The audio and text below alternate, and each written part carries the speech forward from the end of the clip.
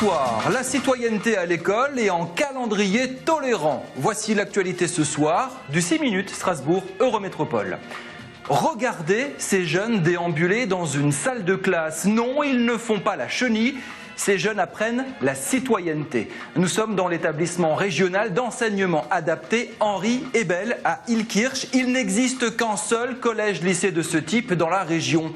Cet internat éducatif accueille 200 élèves de 12 à 19 ans en rupture avec la société, en très grande difficulté scolaire ou sociale. L'équipe enseignante du lycée propose toute cette semaine des ateliers de sensibilisation à la citoyenneté, la confiance en l'autre, d'où cette idée de marcher les yeux bandés, guidé par son copain, le vivre ensemble, la tolérance, le dialogue. L'école de la citoyenneté, vaste débat en une de l'actu depuis les attentats de Paris et cette vision de jeunes coupés de la République et des autres. L'ambition n'est certes pas aussi large à l'internat Henri Ebel, mais le respect de son voisin s'apprend aussi et surtout dans les cours de récré. Qu'est-ce qu'un conflit? Atelier, vidéo pour y répondre. Qu'est-ce qu'un conflit? Un conflit, c'est quand deux personnes ils sont pas d'accord. Le but du jeu, c'est d'amener les élèves à réfléchir à leur propre conflit et de leur faire trouver des moyens différents de résoudre ces conflits. Et donc j'utilise un support qui est motivant pour eux, qui est la vidéo. J'essaie de leur faire trouver les différents choix qu'ils ont quand ils sont pris dans un conflit et donc quelles solutions on peut trouver pour les résoudre. Ils n'arrivent pas à avoir suffisamment de recul pour utiliser le langage ou d'autres moyens et résoudre le conflit de manière pacifique. Un conflit, c'est quand c'est deux personnes qui se disputent pour quelque chose. Merci.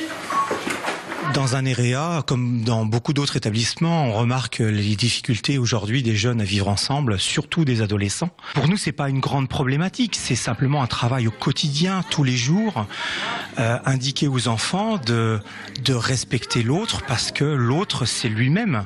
Il faut absolument qu'on apprenne encore à vivre ensemble, que les enfants se découvrent, se tolèrent.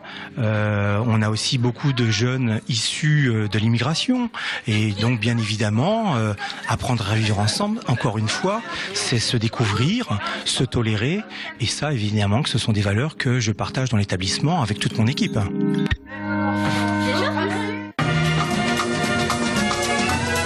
C'est plus intelligent qu'en calendrier petit chat. La ville de Strasbourg vient d'éditer le calendrier interreligieux 2015.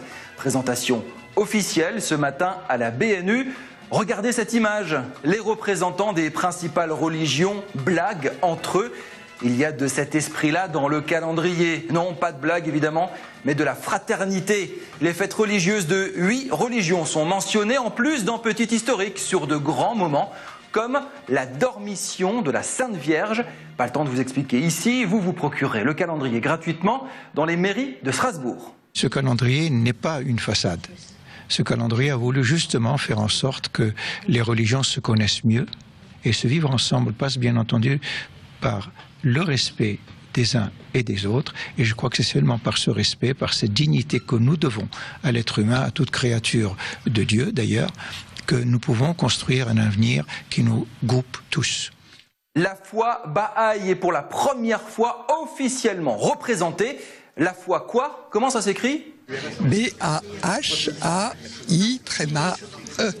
Juste 100 fidèles pour le moment à Strasbourg. Ce courant, né en 1863 au Moyen-Orient, prône l'unicité des religions. Je pense que c'est un message tout à fait d'actualité que Baha'u'llah nous a délivré en 1863, ça fait presque 200 ans, un peu plus.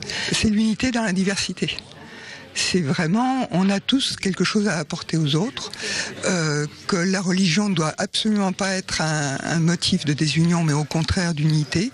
Et on va même plus loin, si la religion amène la désunité, il vaut mieux s'en passer.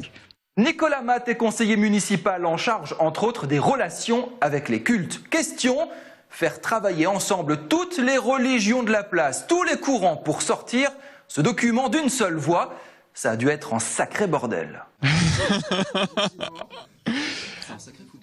Alors, je vais pas utiliser le mot sacré, mais disons qu'il faut une certaine énergie, mais ça se passe quand même relativement bien.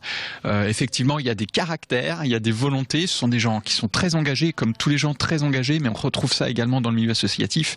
Il y a vite une certaine volonté de bien faire et d'aller vite, donc on est là pour les accompagner. Mais je dois avouer que ça se passe étonnamment bien. Plus que jamais, le dialogue interreligieux est une nécessité. Il faut faire vivre ce dialogue pour apaiser les tensions. Eurométro sur Twitter pour commenter l'actualité. Salut, à demain.